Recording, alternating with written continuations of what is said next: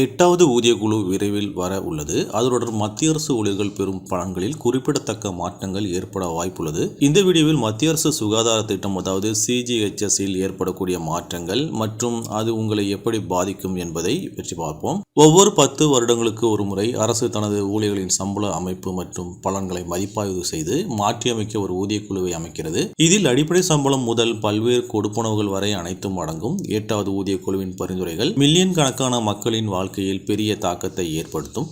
அரசு ஊழியர்களுக்கான சுகாதார அமைப்பு தற்பொழுது கவனிக்கப்பட்டு வரும் முக்கியமான அம்சங்களில் ஒன்றாகும். தற்பொழுது மத்திய சுகாதார திட்டம் அதாவது CGHS மருத்துவ சேவையை வழங்குகிறது. இருப்பினும் இதை மாற்றிவிட்டு மிகவும் நவீனமான மற்றும் விரிவான சுகாதார காப்பீடு திட்டத்தை அறிமுகப்படுத்துவது குறித்து பேச்சுக்கள் நடந்து வருகின்றன. ஏன் இந்த மாற்றம் அப்படின்னு பார்த்தீங்கன்னா CGHSல் உள்ள குறைபாடுகளை நிவர்த்தி செய்ய வேண்டிய தேவை இந்த மாற்றத்திற்கான காரணம்.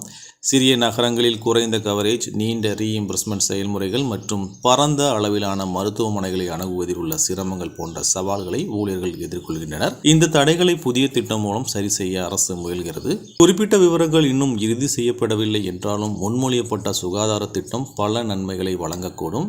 நாடு முழுவதும் பரந்த கவரேஜ், அரசு மற்றும் தனியார் மருத்துவமனைகளின் பெரிய நெட்வொர்க்கை அணுகுதல், டிஜிட்டல் தளங்கள் மூலம் விரைவான மற்றும் திறமையான உரிமை கோரல் செயலாக்கம், ஊழியர்கள் மற்றும் ஓய்வூதியதாரர்களுக்கு மேம்பட்ட ஒட்டுமொத்த சுகாதார அனுபவம் இவ்வகையான நன்மைகளை வழங்க இருக்கிறது.